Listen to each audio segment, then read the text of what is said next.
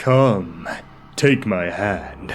There is no wish of yours I cannot grant, no desire I cannot fulfill. Forget your gods, your family, your loved ones. What can they offer you? I can give you more than you ever dreamed of.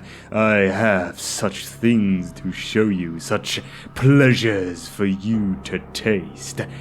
There is no love greater than mine. Come now, join me. It is such an easy step, such a short climb. Yes, that's it. Come to me, my champion. Stay forever. Azazel, Prince of Damnation and Captain of the Ecstatic Legion, is a powerful demon prince of the Chaos God, Slaanesh. When Azazel abandoned humanity and pledged his mortal soul to the service of Slaanesh, none can say, but it is rumored that in the distant past he followed Sigmar, the first Emperor. The legend says that he betrayed his liege lord and escaped to the northern ways, pledging loyalty to Slaanesh, the young Prince of Chaos. Azazel was greatly favored by his master and rose quickly in his esteem. After slaying Arthar, the exalted champion of Khorne in single combat, Slaanesh turned his eyes upon Azazel and elevated him to demonhood, making him commander of the Prince of Chaos's demonic legions. Azazel was once a mortal man, born Geryon of the Unborogan tribe, the twin brother of Trinovantes and the younger sibling of Ravenna. At the brother's birth, a seer predicted that only one of the twins would know both the greatest pleasure and the greatest pain. When Trinovantes fell in battle with orcs during an expedition led by Sigmar, the king's son, Geryon, blamed Sigmar for issuing the orders that sent his twin brother to his death. Geryon had not been able to take part in the expedition because of a broken wrist inflicted in a brawl with one of Sigmar's sword brothers the day before. In spite of Sigmar's oath that Trinovantes had chosen to stand his ground and died bravely, Geryon was inconsolable and swore revenge against Sigmar. Under the guidance of a hag seer, Geryon pretended to forgive Sigmar and swore friendship and loyalty to him, and soon became a valued member of Sigmar's retinue, since his skill with a sword was unrivaled. Geryon himself grew so close to Sigmar that he began to feel conflicted, recognizing the nobility in Sigmar and his brethren, and beginning to doubt his oath to seek revenge. Nevertheless, 6 years after Trinovantes' death, when Sigmar was 21, Geryon struck, wounding him with a poisoned sword blade and running his own sister Ravenna, Sigmar's betrothed, through the belly. Geryon disappeared, and Sigmar hovered near death for several days before recovering from the poison. Making his way north as a fugitive, Geryon found asylum with the survivors of the Norsi who had been annihilated in battle with now King Sigmar and his allies. A sorcerer of the Norsi had foreseen the coming of one who would become a great champion of chaos, and anointed Geryon with a new name, Azazel.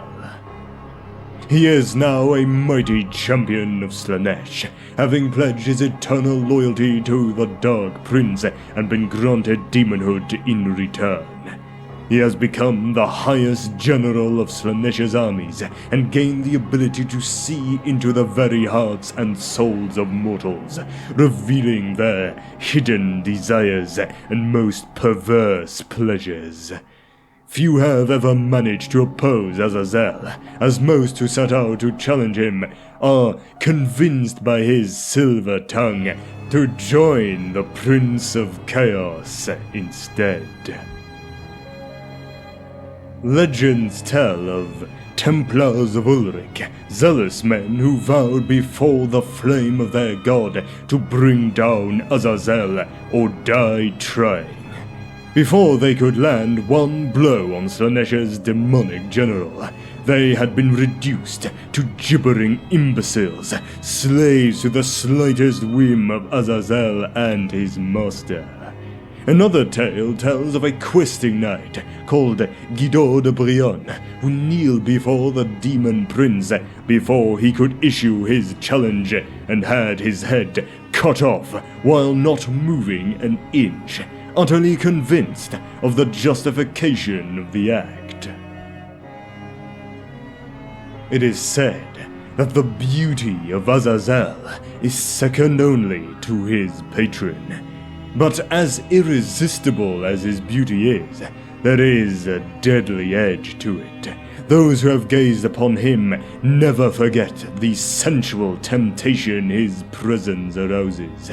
It is a beauty which evokes loathing, and a temptation that sickens the soul.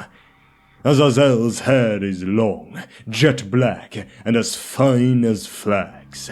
2 great lacquered horns crown his handsome brow. His eyes are full of innocence, and yet they are cruel, calculating, and without pity. His smooth skin is white, the color of the finest porcelain. His movements are graceful, his limbs long and delicate.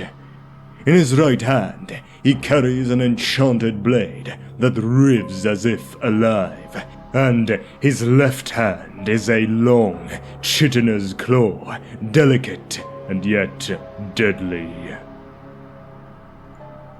His wings are of the purest white, their beauty unmatched by swans or other creations of nature.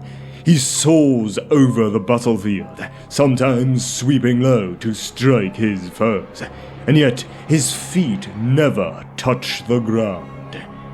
Azazel dresses in robes made of the finest silks, and his body is bedecked with gorgeous jewels and shining gems. Azazel commands a legion of demons of his master, and under his command, the armies of the Prince of Chaos have enjoyed one blissful triumph after another. Most of their opponents give up the fight before it even begins, for few can bring themselves to harm such an enchanting and wondrous being as Azazel. He, on the other hand, has no such qualms. He sees into the very hearts and souls of men, and even their deepest desires and hidden passions are plain to him. With his silvery voice, Azazel whispers to his opponents, promising them all they have ever desired if they abandon the folly of opposing Slaanesh and embrace the mercy of the Prince of Chaos instead. And there are very few that can resist his temptations.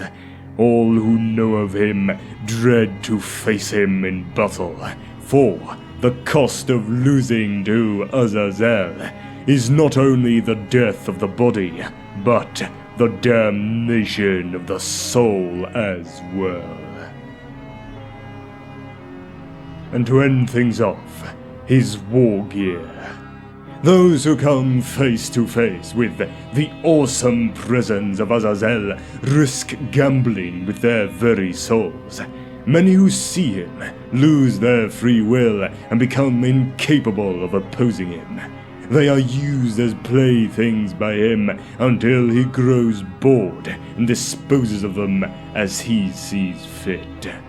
He possesses the Demon Blade, a demonic weapon fashioned for the use by the Prince of Damnation, a weapon that no armor can ever hope to deflect.